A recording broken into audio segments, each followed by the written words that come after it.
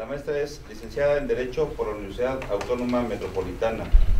Tiene especialidad en Derecho Penal de la Universidad Panamericana. Tiene máster en Derechos Constitucionales y Derecho Penal en la Universidad Autónoma de Barcelona. Maestría en Derecho Procesal Penal con enfoque en el procedimiento penal acusatorio en el Instituto de Estudios Superiores en Derecho Penal, de la que actualmente se encuentra en preparación para el examen de grado. Tiene especialización judicial para juez penal impartido por el Instituto de Estudios Judiciales del Tribunal Superior de Justicia del Distrito Federal. Tiene especialización en Derechos Humanos impartido por la Facultad Latinoamericana de Ciencias Sociales, Flaxo.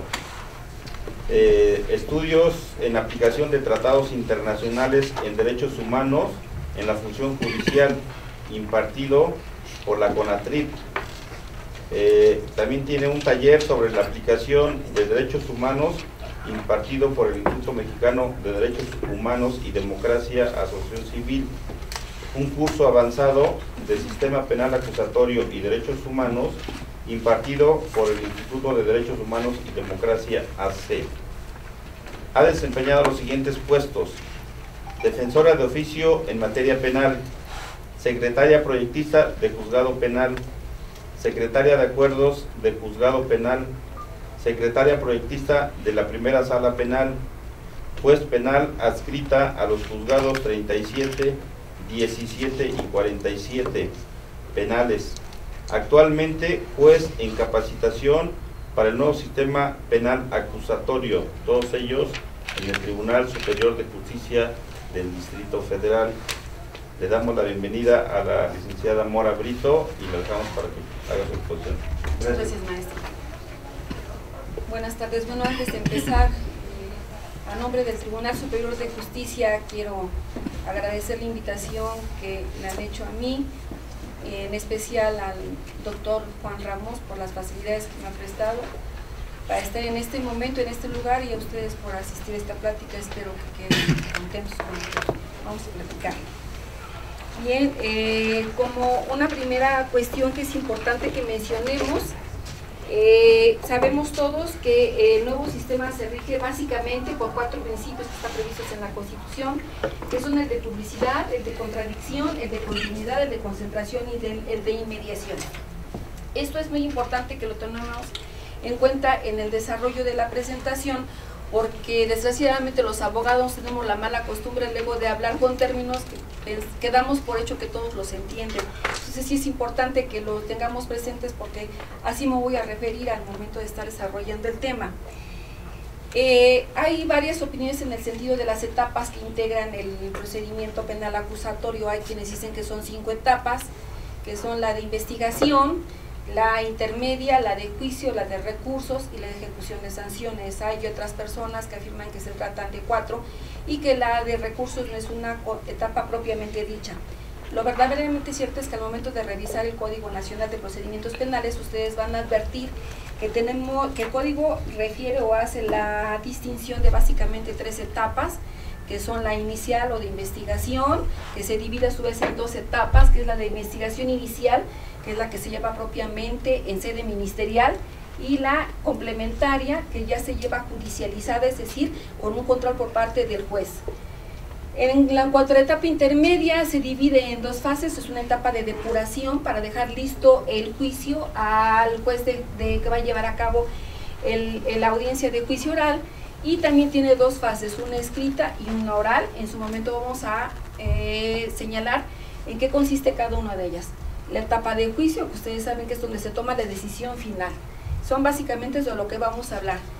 Quiero hacer la aclaración que esta plática que vamos a tener la voy a concentrar únicamente las disposiciones que tiene el Código Nacional de Procedimientos Penales. Como ustedes lo saben, la doctrina que nosotros tenemos al respecto de juicios orales o del sistema acusatorio es básicamente chilena, colombiana o española.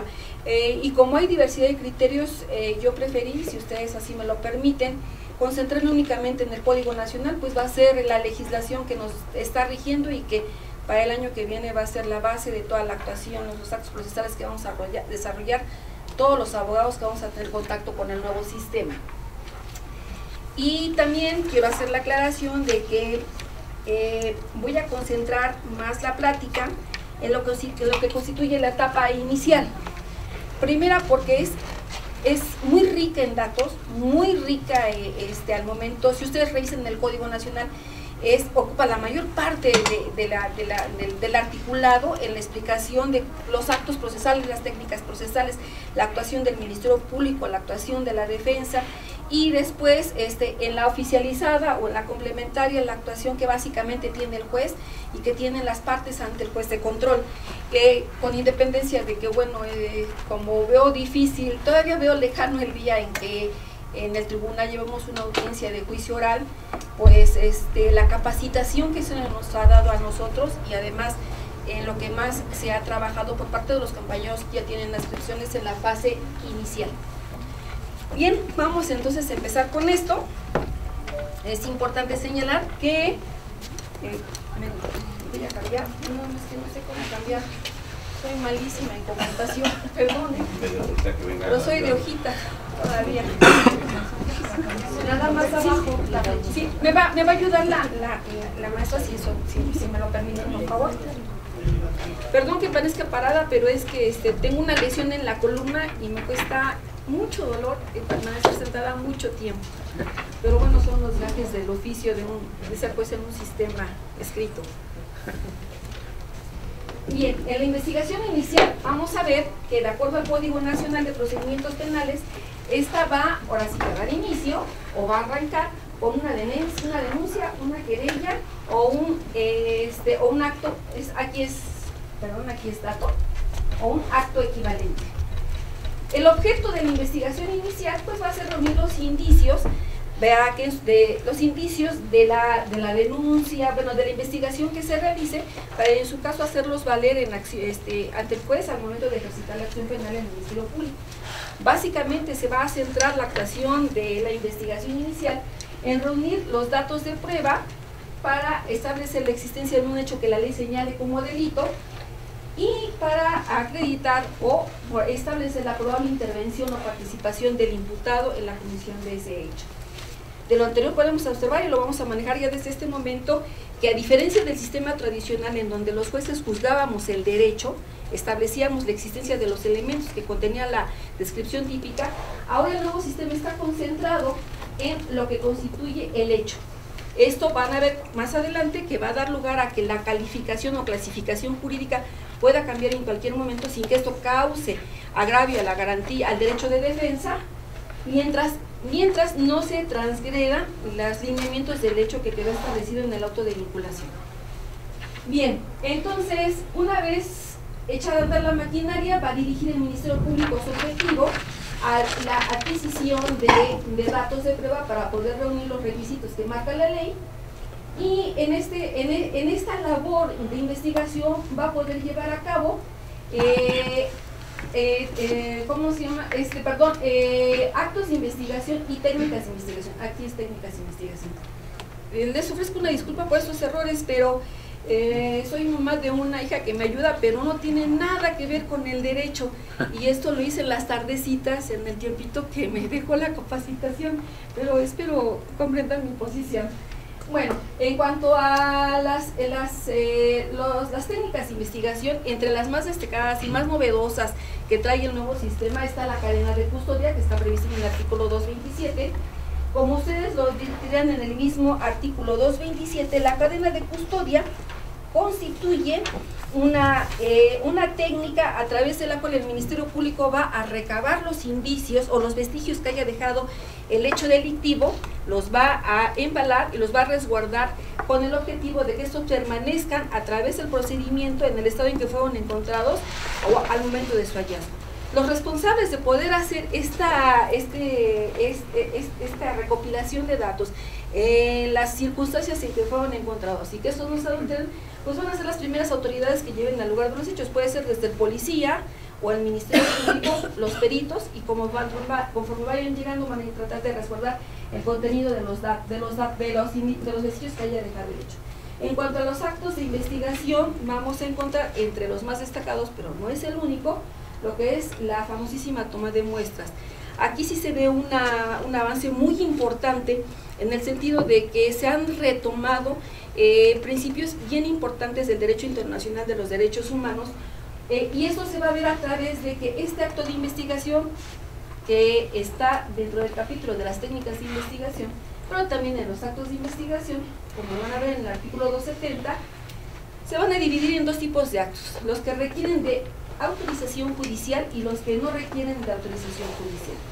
Entre los que no requieren de autorización judicial, pues puede ser cualquier inspección, en un aseguramiento, y entre los que requieren de autorización judicial vamos a tener actos verdaderamente importantes, que a la fecha ya hay algunos que tienen autorización judicial. Es el caso de la orden de cateo, es el caso de la toma de fluidos en el cuerpo humano, cuando la persona que deba de darlos no se niega a entregarlos, a excepción de la víctima, que en ese caso el código señala que para eso, si la víctima se niega a entregarlo, pues entonces no hay manera de que a través del control jurisdiccional pueda proporcionar la muestra de fluidos. Esto es por llamar solamente a algunos.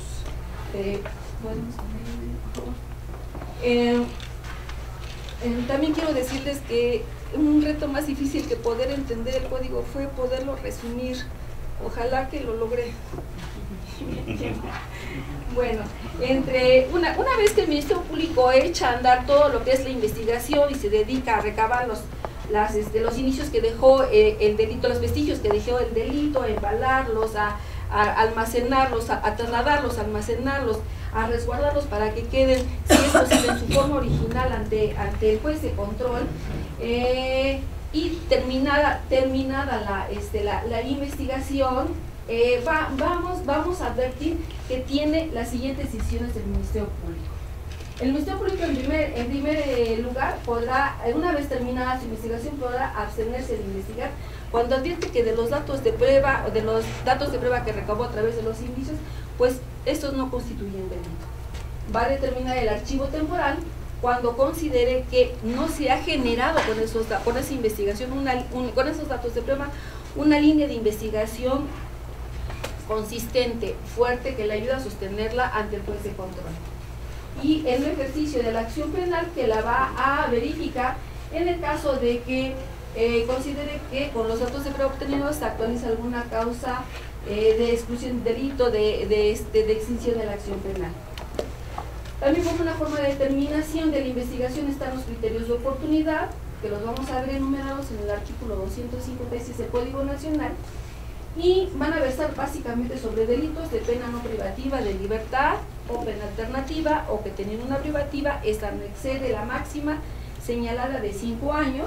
Cuando se trata de delitos patrimoniales sin violencia, dice el Código sin violencia sobre las personas, pero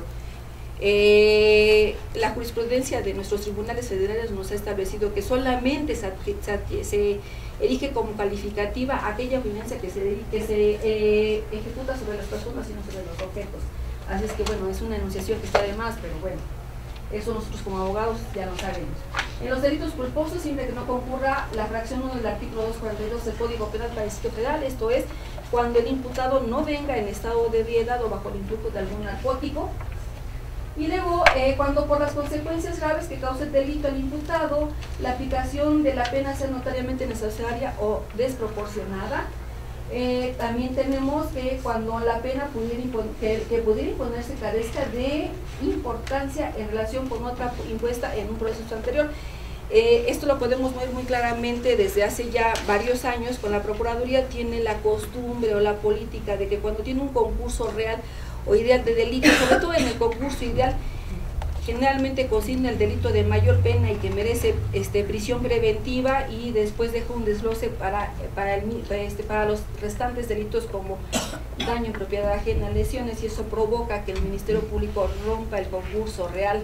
Pero pues en este tipo de casos va a ser relevante que el delito previo sea de mayor entidad punitiva o de mayor importancia en relación con la pena que se le pudiera entender al delito que venga después. Otro criterio de oportunidad que tiene el Ministerio Público es cuando el imputado aporta información para la persecución de un delito más grave. y cuando la afectación al bien jurídico resulta poco significativa, es lo que llamamos nosotros los delitos bagatela. Y finalmente, cuando esta fracción a la fecha no la entiendo, y yo creo que muy pocas personas la entiendan, pero lo podemos enfocar desde el punto de vista de que esta es la puerta para el Ministerio Público para que decida si hace valer un criterio de oportunidad o no. Cuando la continuidad del proceso a la aplicación de la pena sea irrelevante para los fines preventivos de la política criminal que establezca la Procuraduría, obviamente, ¿no? Y la determinación de la determinación de la relevancia de para los fines preventivos, pues obviamente va a ser a criterio del Ministerio Público que tenga el asunto de que se trate. Así es que esta es una cuestión que de alguna manera le da la puerta de entrada al Ministerio Público para poder establecer un campo de discrecionalidad en el cual se pueda mover respecto de ciertos asuntos para poder aportar, para poder hacer valer un criterio de oportunidad. Y en las excepciones a estos criterios de oportunidad sería cuando el delito, cuando se trata de delitos con el libre desarrollo de la personalidad, como son los que marca el artículo 183 del Código Penal. Estamos hablando de pornografía infantil, estamos hablando de trata de personas, estamos hablando de turismo sexual, corrupción de menores, y en el caso de violencia familiar también sería una excepción a que el Ministerio Público pueda aplicar un criterio de oportunidad. La temporalidad que marca el código para poder aplicar un criterio de oportunidad es hasta antes de que se dicte el acto de apertura a juicio oral, así es que es muy abierto el tiempo que tiene, y el efecto que tendrá la aplicación de un criterio de oportunidad sería la extinción de la acción penal.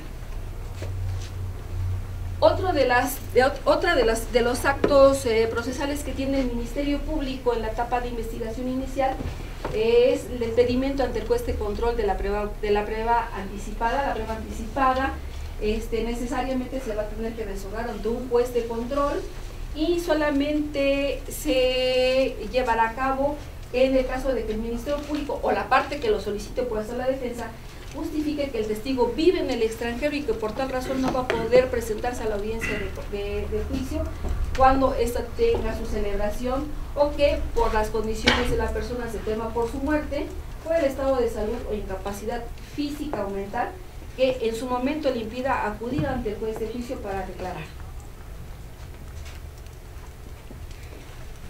Bien, en cuanto a la investigación, ahora vamos a ver la etapa de investigación inicial, pero ahora desde el punto de vista del lugar en donde se encuentra el imputado. Si el imputado se encuentra en libertad, lo que va a hacer el Ministerio Público pues es echar a iniciar la investigación en los términos en los que ya lo manejamos y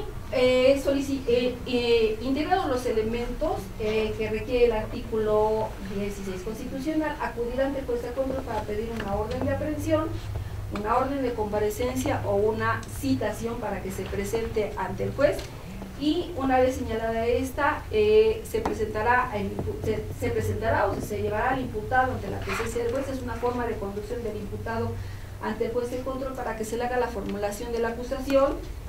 Después, el seguimiento sería darle el derecho al imputado de que rinda su declaración. Enseguida vendrá el Ministerio Público a solicitar la vinculación al proceso. Después el Ministerio Público solicitará las medidas cautelares. Enseguida se hará la fijación del término para la investigación y después el escrito de formulación de acusación en su caso. Esto les puede dar una idea de que la carga más fuerte de la actuación en el nuevo procedimiento la tiene el Ministerio Público.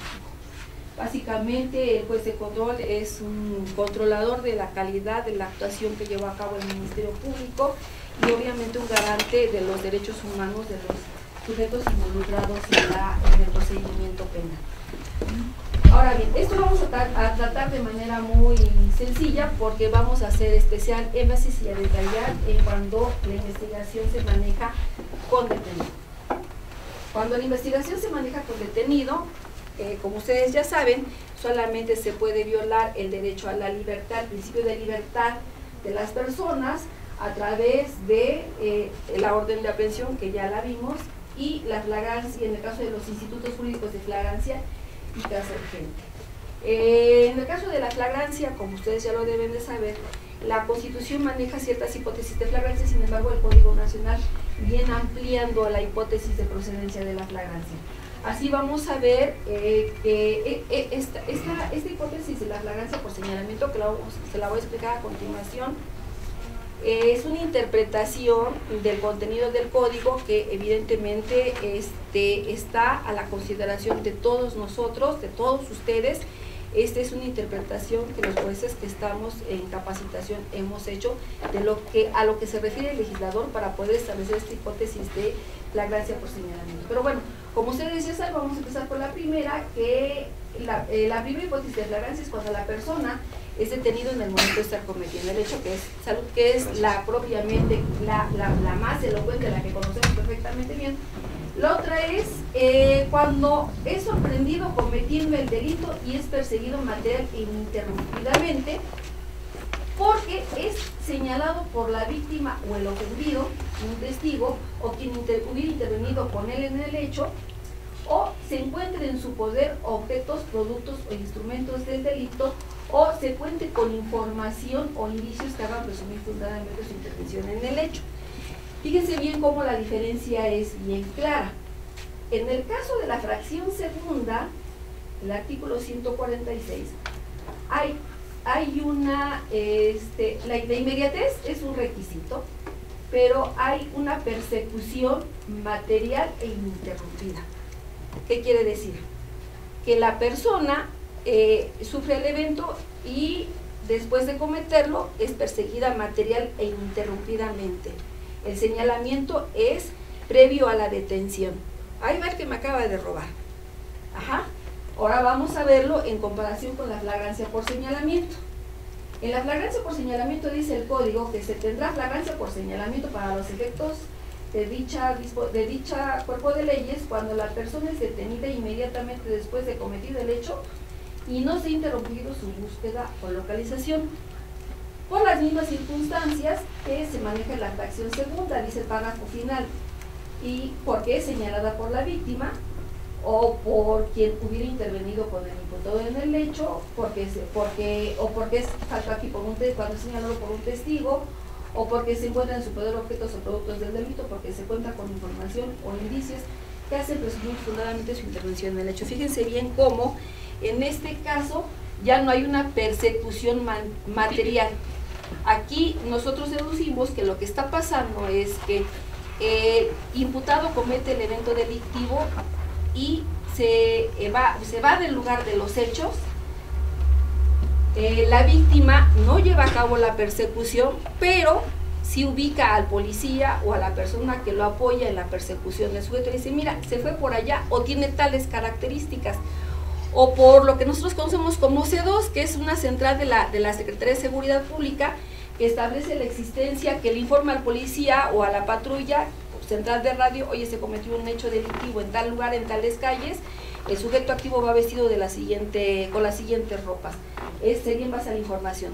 Lo que hace la policía es, se dedica a la búsqueda, no se ha detenido la búsqueda, no se inicia y no se ha detenido la búsqueda de localización. Una vez localizado el sujeto activo o el imputado, es llevado ante la víctima o ante la persona que intervino con el imputado en el hecho o ante el testigo y es identificado o señalado como la persona que llevó a cabo el evento delictivo, o le son encontrados, por ejemplo, el objeto del robo, el instrumento con el que llevó a cabo el delito reconocido por la víctima, o se cuenta con la información que fue dada por las cámaras de C2 de la Secretaría de Seguridad Pública para poderlo identificar como el sujeto activo del evento. Como ustedes se pueden dar cuenta, ya en el caso de la flagrancia por señalamiento, este señalamiento o esta identificación viene posterior a la detención del imputado. ¿Sí me expliqué en la diferencia? Nosotros consideramos que esta es la interpretación que se le tiene que dar al artículo, pero pues bueno, será el criterio que en su momento se irá generando en cuanto a la Procuraduría nos haga el favor de empezar a judicializar más asuntos con detenido. Ese sería el criterio que algunos jueces vamos a adoptar, pero pues evidentemente la razón, o bueno, más bien el criterio firme, lo establecerán las autoridades federales. Bien, la segunda hipótesis, a través de la cual se puede detener a una persona, es cuando se comete, cuando se autoriza el caso urgente previsto en el artículo 150 del Código Nacional. Para que concurran los requisitos del caso urgente es muy importante, bueno, serían tres, básicamente, que se trate de un delito grave, así señalado por la ley. El propio 150 dice, serán delitos graves, los delitos de prisión preventiva oficiosa, a los que se refiere el párrafo segundo del artículo 20 constitucional, y cuando la media aritmética de la pena que le corresponda exceda de 5 años de prisión. Dice el código incluida las modalidades, pero pues eso lo manejamos nosotros desde hace ya años con una jurisprudencia de la Corte. Ese sería el primer requisito. Después dice, cuando existe el riesgo fundado de que el imputado se puede evadir de la acción de la justicia.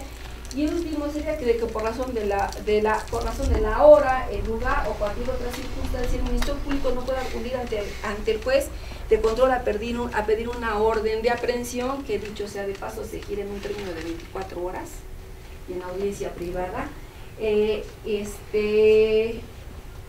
Pero pone aquí la llave el legislador, o que de acudir el Ministerio Público ante el juez, pudiera el imputado evadirse de la acción de la justicia.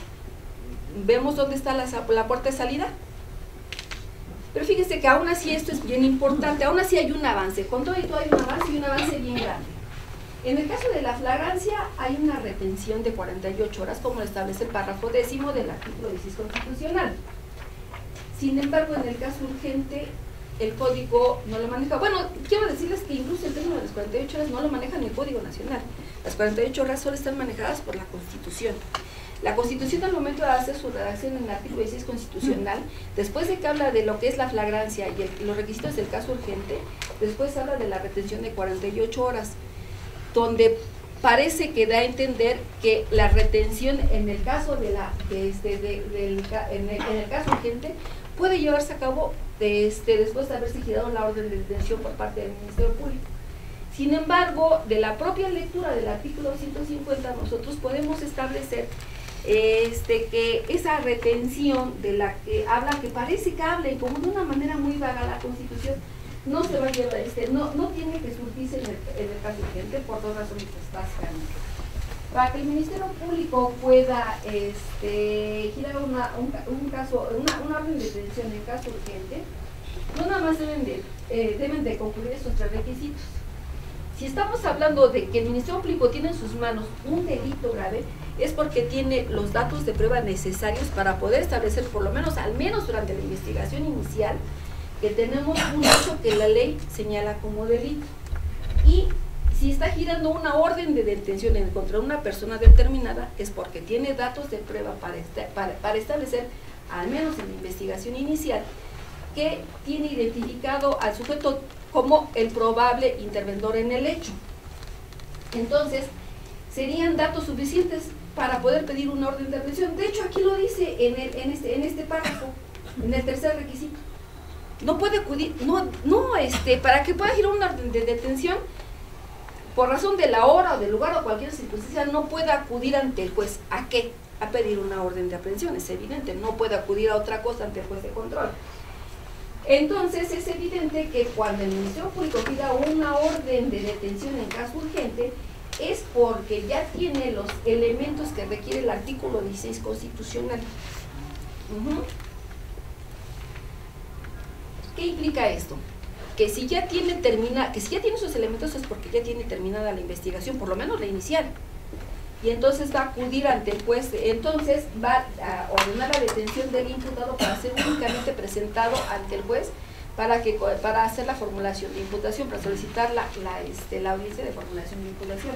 Tiene que ser así. De hecho, el artículo 150 señala que el Ministerio Público acudirá, dice, preferentemente de manera inmediata, el Ministerio Público preferentemente pondrá de manera inmediata al imputado a disposición del juez de control.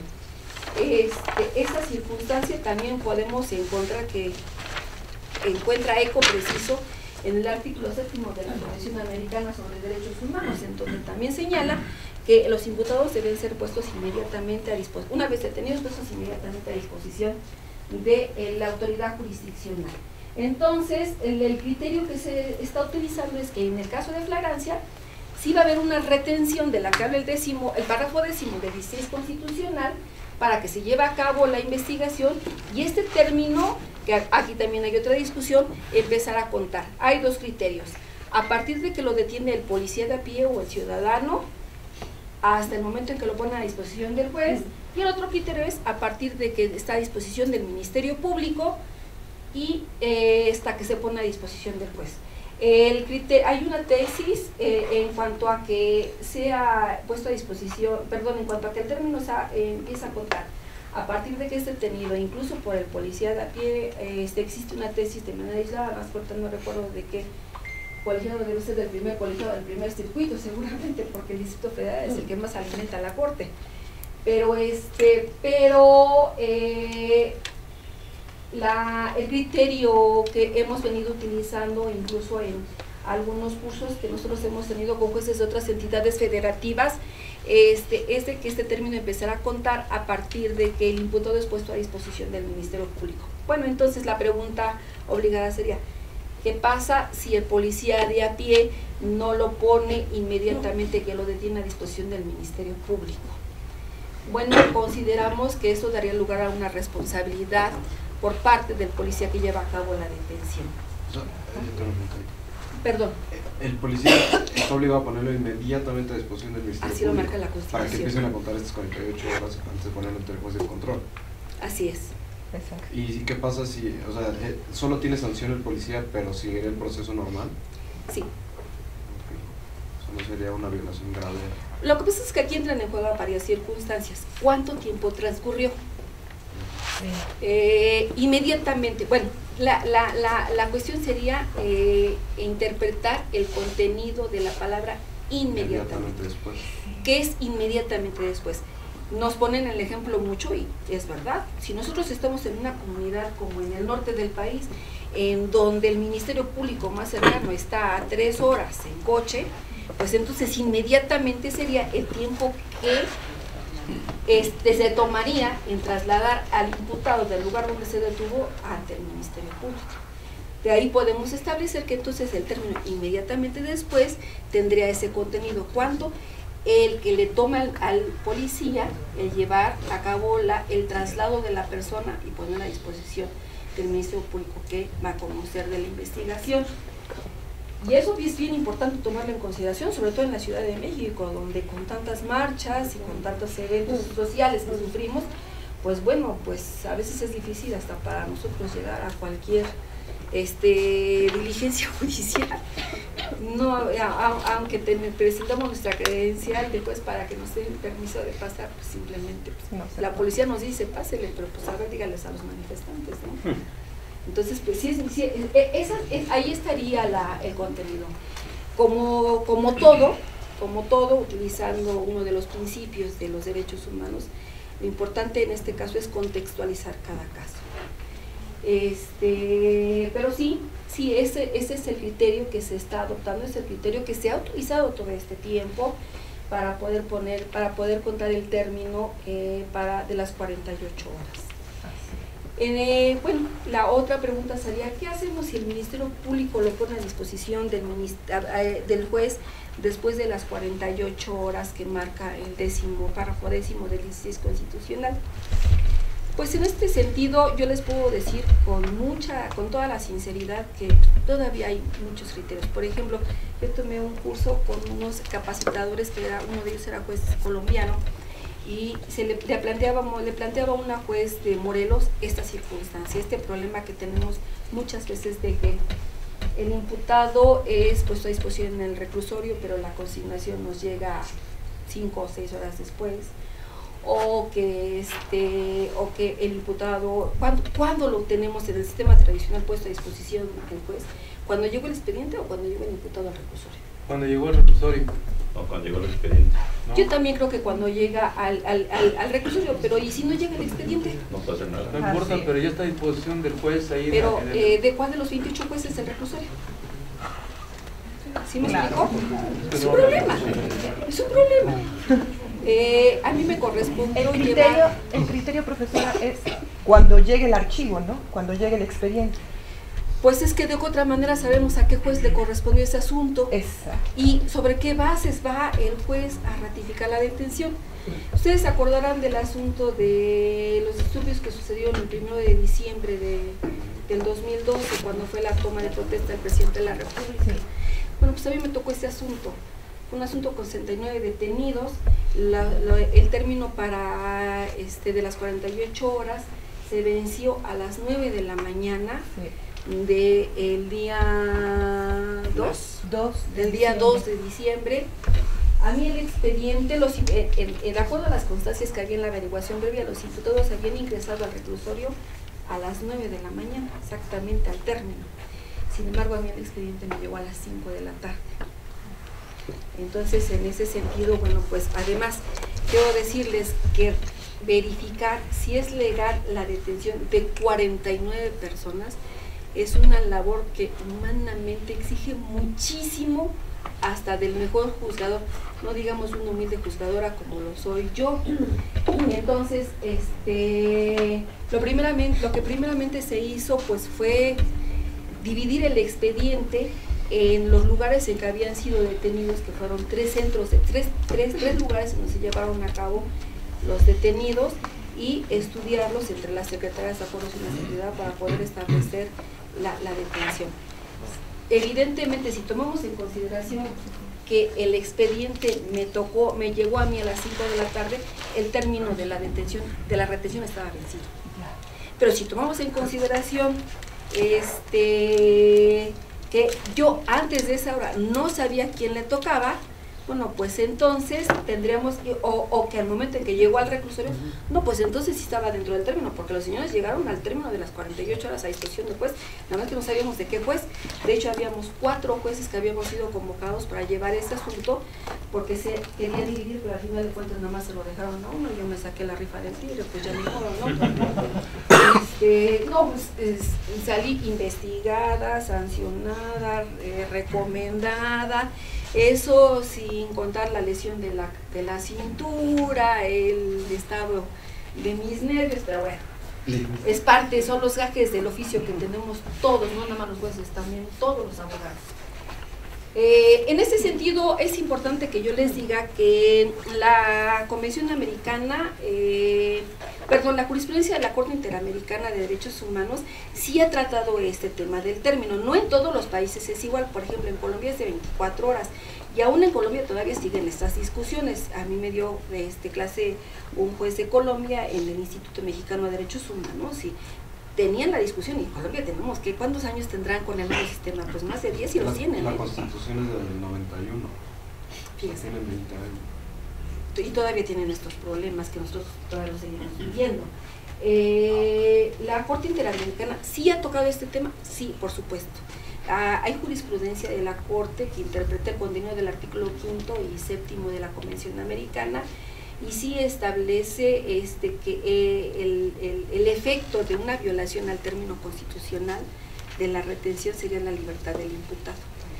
Pero también es importante tomar en consideración que que todos los casos, sin excepción, que maneja la Corte Interamericana en su jurisprudencia, son casos de un sujeto que lo detuvieron ahorita y lo pusieron a disposición del juez dentro de 3 meses o 4 meses, ¿no? Entonces son casos, casi la mayor parte de los casos, bueno, por no decirlos todos, porque la verdad no sé, que llegan a la Corte Interamericana son casos extremos. Si ustedes se dan cuenta, hubo una temporada en la que Fujimori determinó el trabajo de la Corte Interamericana, porque se generaron un montón de asuntos a partir del gobierno de Fujimori en Perú. Entonces, la mayor parte de los casos sobre detención arbitraria se llevó a cabo por militares, y donde la gente era desaparecida y aparecía 3 o 4 meses después y lo ponían ante disposición de un juez. Entonces, bueno, una de las recomendaciones que a nosotros nos han dado nuestros instructores en materia de derechos humanos es que al momento de tomar en consideración una jurisprudencia de la Corte Interamericana es leerlo todo, ¿no? Para ver en qué contexto fáctico la Corte se pronunció en el sentido en que lo hizo, ¿no? Entonces, por bien de mientras podríamos establecer esos 2 criterios. Lo que sí es importante que ustedes sepan es que una violación al término constitucional de cualquier autoridad es un delito. Entonces, de primera instancia, lo que tendríamos, si no lo dejamos en libertad, sería eso sí, dar vista al Ministerio Público para que se inicie la averiguación previa correspondiente por la violación al término constitucional. Bien, entonces vamos a pasar a otro tema. Si ustedes gustan, ustedes me lo permiten. Bueno, una vez que transcurrieron las 48 horas, se pone inmediatamente a disposición del juez al detenido, estamos hablando de la consignación con detenido, y el Ministerio Público solicita al juez de control la audiencia de control de la detención, donde el juez pues tiene dos opciones. Determinar que no fue legal de la detención y esto va a dar lugar a una libertad con las reservas de ley, o ratificar de legal la detención, y de ahí pasamos al siguiente paso, que sería el acto en el que el Ministerio Público va a solicitar la formulación de la imputación en términos del artículo 709. La formulación de imputación va a ser únicamente una comunicación que el Ministerio Público le hace al imputado de las circunstancias del hecho, la calificación jurídica y quién acusa al imputado, su acusador. Ajá. En esta parte de la audiencia inicial, en otros estados, y es una práctica que ya están teniendo ahora nuestros compañeros que están ya en funciones, se le pide al Ministerio Público que al momento de hacer la formulación de la imputación no se dirija al juez, sino se dirija al imputado, para que el imputado sienta, ponga a la atención necesaria y sienta, ¿no?, qué es lo que está pasando. Trate de poner toda la atención, porque la mayor parte de los imputados del sistema tradicional, a nosotros nos pasaba, a la señora juez y a una servidora, que uno está aquí como loquito llevando a la audiencia y el imputado está echando relajo allá, ¿no? Pero es que luego llevamos audiencias con 3 o 4 gentes adentro, ¿no? O una sola audiencia donde estaban involucrados 4 o 5. Imagínense cuando fueron los 69 detenidos. Parecía que había fiesta del otro lado del túnel, ¿no? De este lado, o sea, trabajando como locos, pero bueno. Es una comunicación la formulación de imputación, lo que implica que al término de ella el juez debe cerciorarse que el imputado comprendió bien, entendió bien. Si tiene alguna duda puede preguntarla y el Ministerio Público le corresponderá dar aclararla. En esta etapa, en este momento, la defensa tiene el uso de la palabra, pero únicamente para efecto de precisiones o aclaraciones, no para alegaciones en base al principio de contradicción, porque para eso va a estar el momento en que el Ministerio Público solicite la vinculación al proceso. Pero en el caso de la formulación de imputación, pues únicamente se hace la comunicación y hecha esta, verificando al juez que el imputado sí comprende la acusación, no habiéndose aclarado las precisiones y las aclaraciones que pide la defensa, entonces el juez le va a preguntar al imputado si es su deseo declarar. Ahí, en este caso, el imputado puede decidir declarar, y en el caso de que decide declarar, pues se va a ajustar a las reglas que marca el propio código. Puede declarar de dos formas: de manera libre o a preguntas de su defensor. Se le hace saber el derecho que tiene o no de contestarle al Ministerio Público, y con la salvedad que esto no se maneja en el sistema tradicional, pero aquí queda muy claro en el nuevo sistema penal, que una vez que el imputado decide declarar, ya no puede tener contacto con su defensor. O sea, decides declarar, perfecto, pasas a la palestra, te sientas y empiezas a declarar, ¿ok? Y una vez que se le da el derecho al imputado de rendir su declaración, entonces el Ministerio Público ya solicita la vinculación al proceso, pero previo a que haga las argumentaciones en relación a las pruebas, la calificación jurídica, los hechos y los razonamientos por los cuales considera que procede su petición, se le va a consultar por parte del juez al imputado si va a querer hacer uso de los términos que marca la Constitución 6. Esto es, el juez tiene la obligación de resolver su situación jurídica en 72 horas, sin embargo, él puede renunciar a ese derecho para que sea resuelta su situación jurídica en ese momento, o puede acogerse a la duplicidad del término, que son 144 horas. En caso de que el imputado diga quiero que me resuelvas en este momento mi situación jurídica, entonces ahora sí el Ministerio Público empieza a dar a señalar los hechos que son materia de la vinculación a proceso, que deben ser exactamente los mismos que le hizo ver en su formulación de imputación. No puede haber una variación, porque entonces al momento de declarar el imputado o de no hacerlo, de conocer la imputación que hay en su contra, pues hay una violación al derecho de defensa, puesto que hay una variación en los mismos. Entonces ahí en el Ministerio Público nosotros como defensores debemos tener mucho cuidado en verificar que se trate exactamente de los mismos hechos. Dará la calificación jurídica de estos, señalará las pruebas en las que va a señalar una argumentación jurídica de las razones por las cuales considera que los datos de prueba que tiene acreditan el hecho que la ley señala como delito y la probable intervención o participación del imputado. Señalado lo anterior, se le da el uso de la palabra a la defensa para que haga sus alegaciones, ahora sí ya en relación bajo el principio de contradicción, así ya en relación a si efectivamente se dan los argumentos, son válidos los argumentos del Ministerio Público, y dará su argumentación en el sentido de que se acredita o no se acredita, o se da una causal de justificación, de exclusión del delito, de extinción de la acción penal, no sé, ¿no? Lo que sea su teoría del caso que en ese momento esté manejando. Y una vez terminado el principio actualizado el principio de contradicción entre las partes, actualizado el contradictorio entre las partes, el juez procede a resolver la situación jurídica para determinar si vincula a proceso o si decreta o si dicta un auto de no vinculación a proceso. Si el juez decide vincular a proceso, bueno, pues entonces en ese momento viene ya la etapa en donde el Ministerio Público solicita se fije la medida cautelar que considera corresponde. En términos del artículo 153, el Ministerio Público deberá justificar el peligro de evasión, el riesgo para la víctima, el riesgo de la víctima o los testigos, y el riesgo para las pruebas. Es decir, que de quedar en libertad el imputado pudiera atentar contra que el procedimiento no lleve su normal prosecución, o contra la seguridad de la víctima, o que atente incluso contra las pruebas o los testigos. Una vez señaladas las medidas cautelares a las que se refiere el artículo 155, una vez solicitada, obviamente, se le da en control horizontal el uso de la palabra a la defensa para aclarar el principio de contradicción, y del resultado del contradictorio, entonces ya el juez tomará la decisión de cuál es, si es procedente la medida cautelar solicitada por el Ministerio Público, y en caso de que considere que no, pero se haya acreditado la necesidad de cautela. Esta es una novedad del nuevo sistema. Ahora ya no va a depender de la media aritmética, ya no va a depender de la pena, sino de la necesidad de cautela que se requiera de todas las pruebas, de los argumentos que den las partes. El juez va a decidir si le impone la medida solicitada, o si en su caso él considera que procede otra, que nunca podrá ser, que en todo caso deberá ser menor a la que solicite el Ministerio Público.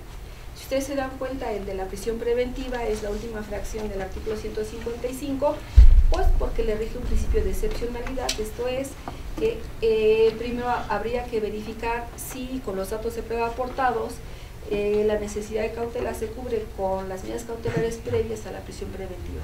Solamente en caso de que aquellas no pudieran justificar la cautela necesaria, entonces se irá sobre la prisión preventiva. Pero pues bueno, esa es un aporte muy importante, porque como ustedes ya lo saben, en los últimos años el aumento de las calificativas ha dado lugar al aumento de las penas, ya que casi todos los delitos sean considerados graves, y por lo tanto se ha vuelto una regla general la prisión preventiva y una excepción a libertad. Lo que se quiso hacer ahora con la reforma era regresar a que la regla general sea la libertad y la excepción sea la prisión preventiva.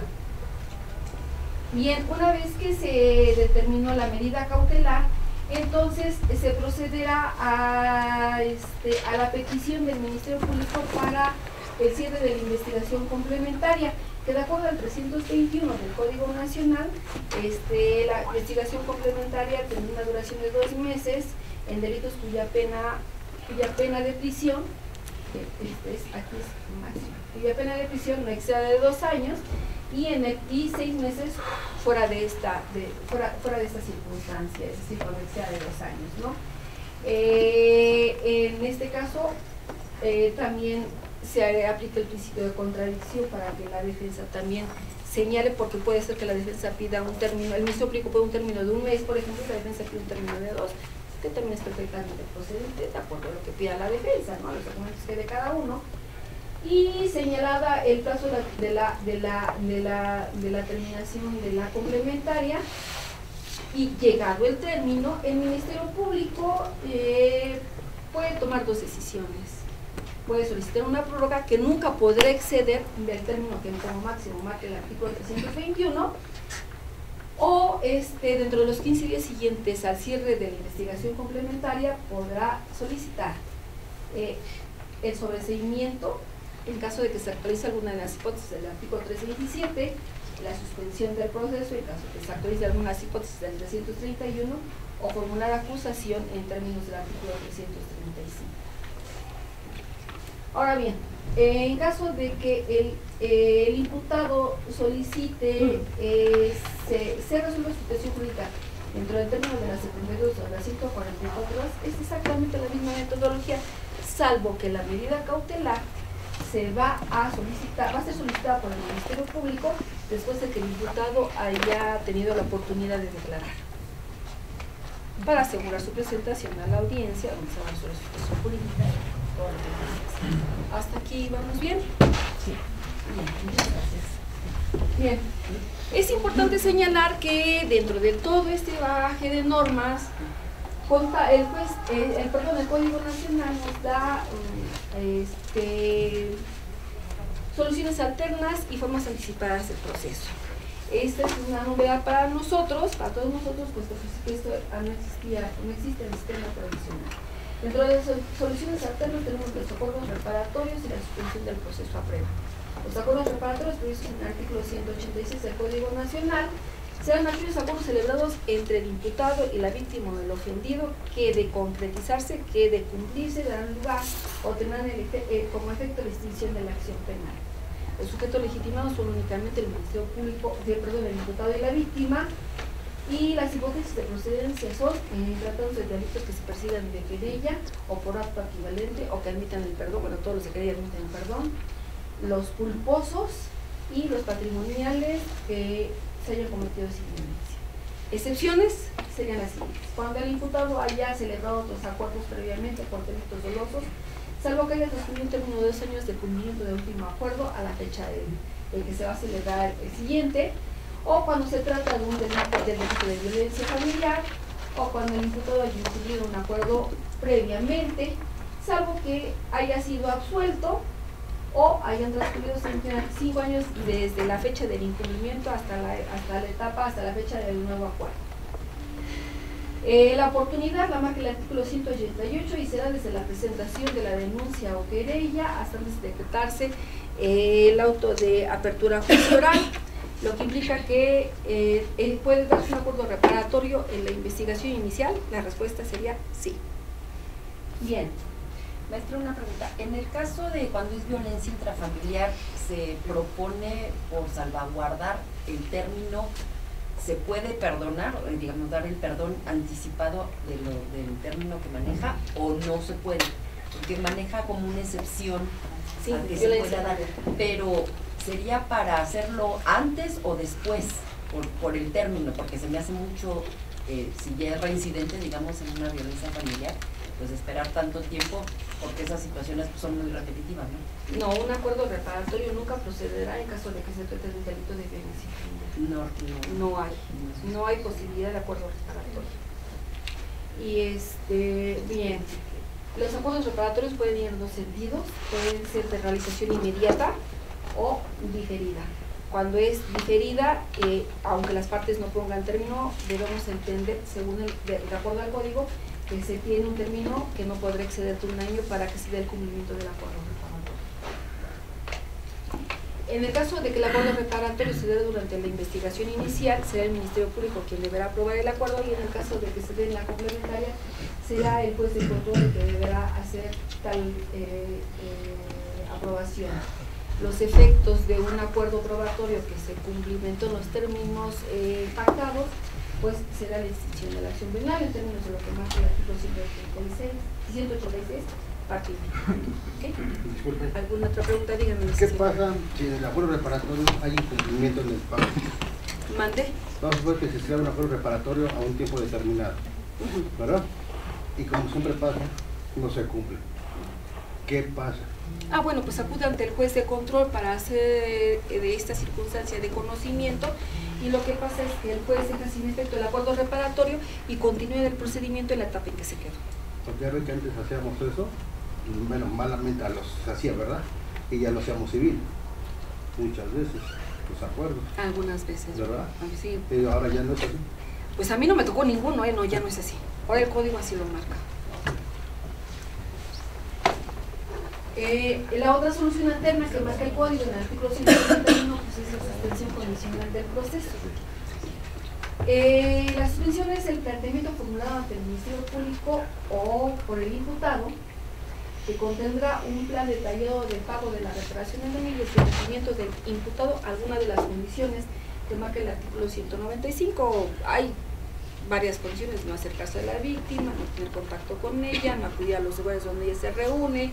Bueno, todos los que marcan, la verdad no me los acuerdo. Pero bueno, los sujetos legitimados para poder celebrar, para poder solicitar una suspensión condicional del proceso serían el Ministerio Público y el imputado. Las hipótesis de procedencia.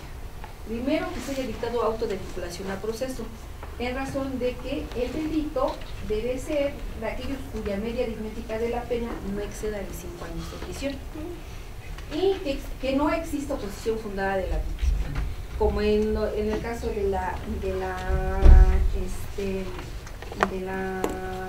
procedimiento abreviado que veremos enseguida. La posición de la víctima va a estar fundada generalmente cuando va afincada sobre la reparación del daño, sobre el pago de la reparación del daño.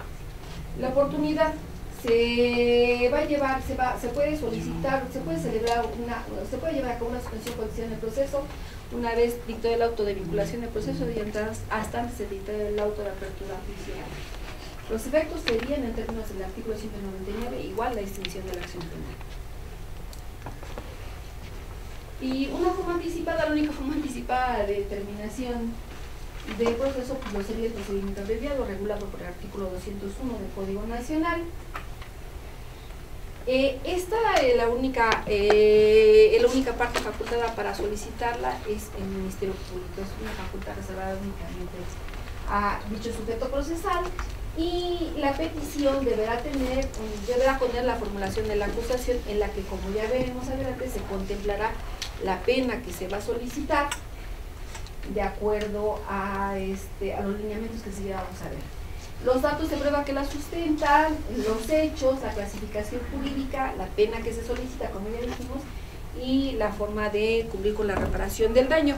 Pues esto es en función de que un procedimiento abreviado va a culminar con una sentencia. De ahí que sea tan importante que todos estos lineamientos queden establecidos en la formulación de la acusación. Puede ser que el Ministerio Público en el procedimiento ordinario haya llegado a la formulación de la acusación, y precisamente después de formular la acusación el Ministerio Público llegue a un acuerdo con la defensa. Pues esto es una figura basada en el plea bargaining que tiene el derecho estadounidense, en donde hay una negociación entre las partes, y el premio o el gancho para la negociación sería la imposición de una pena menor a la que marca la mínima para ese delito el Código Penal. Como ya lo dijimos, la posición fundada de la víctima siempre va a ir relacionada con la reparación, con el pago de la reparación del daño, con la garantía de la reparación del daño.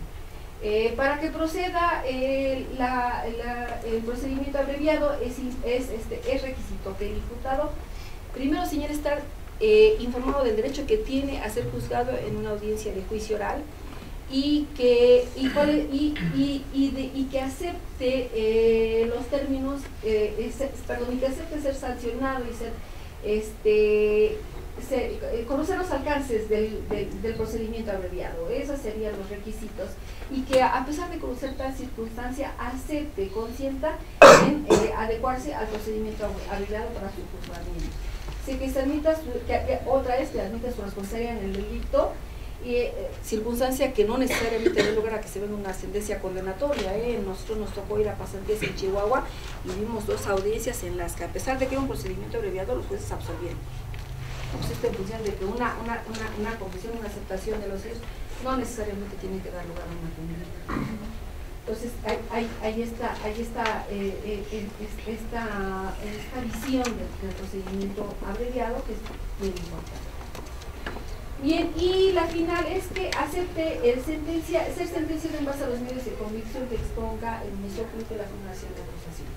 Bien, la oportunidad será después de vinculado a proceso y hasta antes de que se dicte el auto de apertura a juicio. Como ustedes se darán cuenta, no hay ningún acote en relación a los delitos. Esto quiere decir que podemos sacar hasta un homicidio calificado, una violación, un secuestro, trata de personas, un procedimiento abreviado. ¿Delitos sexuales, maestra? Todos. Tiene una puerta abierta, no tiene ninguna... No hay candado. acote, no hay, maestra. No hay. Entonces, sí es importante manejar bien el procedimiento abreviado. Esta, igual que los acuerdos reparatorios y la suspensión condicional, pues eso tienen el objeto de descongestionar al juez de asuntos para que el juez, pues, el tribunal que le corresponda en una audiencia de juicio tenga el menor trabajo posible de los asuntos, pues, más relevantes, ¿no? Aquellos que definitivamente no proceda de ninguna forma, ninguna solución alterna, o que de plano no haya posibilidad de negociación entre la víctima y el imputado, ¿no? Bien, en cuanto a los alcances del procedimiento abreviado, específicamente en el que aguanta la pena, el artículo, las veremos en el artículo 202, párrafo penúltimo, que se maneja más o menos así. Si no ha sido condenado el imputado por delito doloso y la pena del delito actual tiene una media aritmética que no excede de 5 años, entonces, en tratándose de delitos dolosos, el Ministerio Público podrá solicitar la reducción de hasta una mitad de la pena mínima y en culposos hasta las 2/3 partes de la pena mínima. En ese sentido, hemos nosotros visto las pasantías que tenemos los jueces, que en algunos, en la mayor parte de los casos, sobre todo en Chihuahua, el Ministerio Público llega a solicitar ya la pena correcta, la pena que corresponde. Ya, él mismo hace la disminución proporcional y solicita la pena. Si estamos hablando de que el procedimiento abreviado es una negociación entre la defensa y el Ministerio Público para poder sacar un provecho, como sería una pena menor, bueno, pues entonces estamos hablando de que la pena está ya negociada cuando se llega al procedimiento abreviado. Es el gancho. Y la otra sería que en todos los demás casos, es decir, en todos los demás delitos cuya pena de media crítica de la pena no excede de 5 años, todos los demás casos, bueno, pues el Ministerio Público solicitará la reducción de hasta una 1/3 parte de la mínima en delitos dolosos y la mitad de la pena en los delitos culposos. Bien. ¿Vamos bien? Bien, pues ponemos un ladito las soluciones alternas y la terminación abreviada, nos regresamos un poquito al procedimiento ordinario de la etapa inicial, y una vez que el Ministerio Público hace su formulación de acusación por escrito, en el que contendrá básicamente, determinará los hechos que tienen que ser exactamente los mismos que se dejaron establecidos en el auto de vinculación. Sin embargo, sí puede haber una variación en la clasificación jurídica. Expondrá también los datos de prueba con los que cuenta, expondrá también las pruebas que pretende que se desahoguen en la audiencia de juicio, además de que también establecerá los acuerdos, propondrá acuerdos probatorios y me parece que nada más. Es que es muchísima información, pero bueno. ¿Por qué puede variar jurídicamente? O sea, porque el código así lo establece. Pero no viene a que son, o sea, de la debida defensa. En una audiencia dice culpo robo y luego ya después. No, ya lo habíamos comentado. Sí, perdón, maestro, permítame un segundito. Lo que pasa es que acuérdense que al principio dijimos que ahora el sistema gira sobre la acreditación del hecho. En ese sentido, la variación de la calificación jurídica no afecta a la garantía de defensa. Sobre todo que en el caso, recuerda, abogado, que estamos hablando que hubo una investigación complementaria a la inicial. Entonces puede ser que los datos de prueba que se tuvieron en la inicial, que dieron lugar a la vinculación a proceso, que también es otro momento en donde el juez puede cambiar la calificación jurídica, pueden llevar al Ministerio Público e incluso al juez a determinar la existencia de un hecho que la ley señala, por ejemplo, como el delito de fraude, por poner algún ejemplo cualquiera. Sin embargo, la investigación complementaria que va a implicar una investigación por parte del Ministerio Público tanto como de la defensa, porque la defensa también va a llevar a actos de investigación. Recuerden que, bueno, quizás no lo dije, pero los actos de investigación que lleve a cabo la defensa van a quedar registrados en la carpeta de investigación. La defensa puede señalar, ¿saben qué? Yo encontré a la testigo, a la licenciada Nelly Cortés, acudir a sede ministerial, pedir al Ministerio Público cita para que se declare y quede así el registro de investigación ante en la carpeta de investigación. Entonces, como hay una investigación complementaria en donde se allegan más datos a la carpeta, pues sí es bien posible que pueda variar los hechos, puede darle una voltereta, sobre todo en el caso de los patrimoniales como fraude procesal, abuso de confianza y robo. En ese tipo de hechos es muy sencillo poder establecer que se trata de un fraude y no de un robo, por ejemplo. De hecho, ustedes métanse a la séptima, a la novena, hasta la quinta época de la Corte y van a encontrar apenas cualquier cantidad de tesis sobre cuándo es robo y cuándo es fraude, cuándo es fraude y cuándo, o puede ser un fraude genérico y resulta que con los datos adicionales chinga la administración fraudulenta porque lo cometió el administrador. Ajá, entonces pues el derecho a eso tiene, ¿no? Es delicado, es de cuidado, es de detalle, es de análisis, es de entrega al contenido de los datos de prueba. Entonces, y además, sobre todo, abogado, el derecho penal también es de criterio. Usted y yo podemos tener los mismos datos de prueba enfrente y sin embargo considera usted una calificación jurídica y otra muy distinta. Claro que si usted es la defensa y yo soy la juez, claro, bueno, pues entonces voy a ganar yo, ¿verdad? Pero sí es muy importante esta cuestión. Puede ser que la investigación complementaria le dé la voltereta a la calificación inicial y podamos estar en presencia, o simplemente puede ser lo siguiente, que los datos de prueba finalmente pues nada más se iniciaron como un fraude procesal y al final de cuentas nada más lo único que tenemos es que, bueno, es que el fraude procesal era porque le quitaron fraudulentamente el ejercicio del derecho del tanto, por poner un ejemplo cualquiera. Ah, bueno, pues sí, pero ¿qué crees? Que resulta que no fue en una compraventa, sino fue en cumplimiento de una sentencia, de un juicio ejecutivo mercantil. Ah, bueno, pues entonces, ¿qué dijeron ante el notario que llevó a cabo la adjudicación judicial directa del bien? Ah, pues ahí dijeron que sabían que el bien no estaba rentado. Ah, entonces, ¿qué creen? Que de fraude procesal ahora resulta que hay falsedad de declaraciones nada más. Así es. Fíjense que es bien, créanmelo, es bien complicado el derecho, pero bien complicado. Sobre todo este tipo de delitos son un dolor de cabeza, de verdad. Oye, si nada más váyase a la ley de trata. Es una de tipos penales tremendos, donde enganchan a la persona, donde la trasladan, cuando la ponen en un punto donde se va a llevar a cabo la trata. Entonces hay una variación. Entonces lo importante por eso es que en el nuevo sistema lo importante es que se fije en el auto de formal prisión el hecho y después no varíe, porque si hay alguna variación en el hecho, daría lugar a una acusación, a una investigación diversa a la que ya está en curso. Entonces, pero sí, el código así lo señala, no hay violación a la garantía de defensa, porque aquí el juez no está juzgando el derecho, está juzgando el hecho nada más. Entonces, como veíamos, en el auto de plazo, en la escrito de formulación de acusación, el Ministerio Público va a establecer su teoría del caso y una serie de requisitos que ya comentamos. e incluso puede variar la clasificación jurídica, como ahorita vamos a ver otra cuestión que también le va a llamar a usted la atención. Bueno, se llevará a cabo esta fase intermedia, la etapa intermedia, se divide en dos fases, la escrita y la oral. En la fase escrita se va a tener como objeto básicamente el que el Ministerio Público presente ante el juez el escrito de formulación de acusación, y con este escrito el juez emplace o notifique a todas las partes involucradas, si hay víctima, para que se erija como coadyuvante del Ministerio Público, si hay, a la defensa,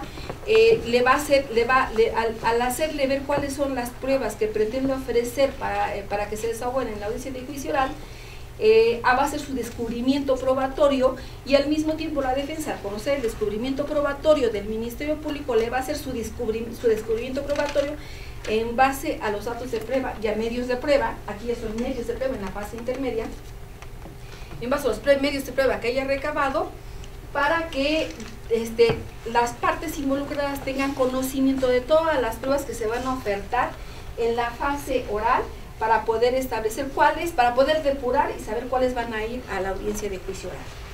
Bien, una vez que la fase escrita cumple con su función, se señala la audiencia intermedia, y en la audiencia intermedia, pues primeramente, pues, aparte de la identificación de las partes, todas estas cuestiones de formalidad que marca la ley, se van a verificar los vicios formales, como por ejemplo, oiga, es que usted da 2 direcciones, o esa dirección no existe, qué dirección es, o no queda clara la dirección, o puso la dirección pero no puso la colonia, o cómo van a citar al testigo, usted lo va a traer, no sé, ¿no? O sea, que serían los vicios formales de los que habla el artículo 334. Se va a establecer, aquí está, primeramente se va a preguntar si no hay una solución alterna, obviamente, ¿no? Porque pues, si hay solución alterna en ese momento, pues, ¿para qué caramba seguimos con toda la etapa oral? Entonces, si no la hay, bueno, entonces viene una exposición resumida del Ministerio Público de lo que constituye la acusación, las pruebas, el contenido de las pruebas, la calificación jurídica, y se dará enseguida el uso de la palabra de defensa para que exponga su teoría del caso o la postura que va a tener, si desea presentarla, porque incluso a eso lo puede callar para manejar su teoría del caso hasta el momento de la audiencia de juicio oral, para que señale los medios de prueba que pretende ofertar, así como las correcciones formales que le advierte al escrito del Ministerio Público, para que incluso promueva alguna cuestión de carácter incidental, o la acumulación o separación de acusaciones en términos del artículo 343, formule cualquier tipo de incidencia que puede ser desincompetencia, competencia, cosa juzgada, litispendencia, cualquiera de las que marca la ley también.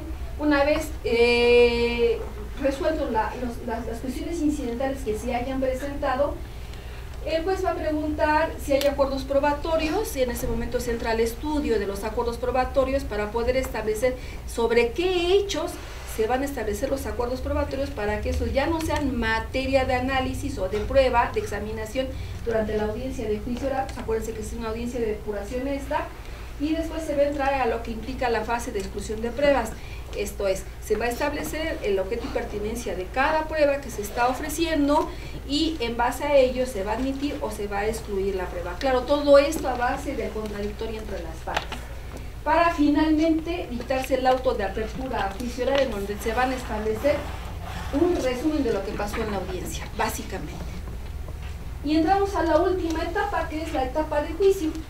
En la etapa de juicio, pues como ustedes ya lo saben, estamos hablando de que en ella se va a resolver. Lo primero que va a pasar es que se va a recibir el auto, obviamente, bueno, la ley dice que en el auto de apertura a juicio oral el juez de la intervalla va a señalar quién es el juez competente, pero no en relación a una competencia de conocimiento jurisdiccional, sino pues a quién le toca, ¿no? Y es pues, en base a lo que en su momento se determine por turno, y en cuestiones administrativas que son ajenas a la actividad jurisdiccional.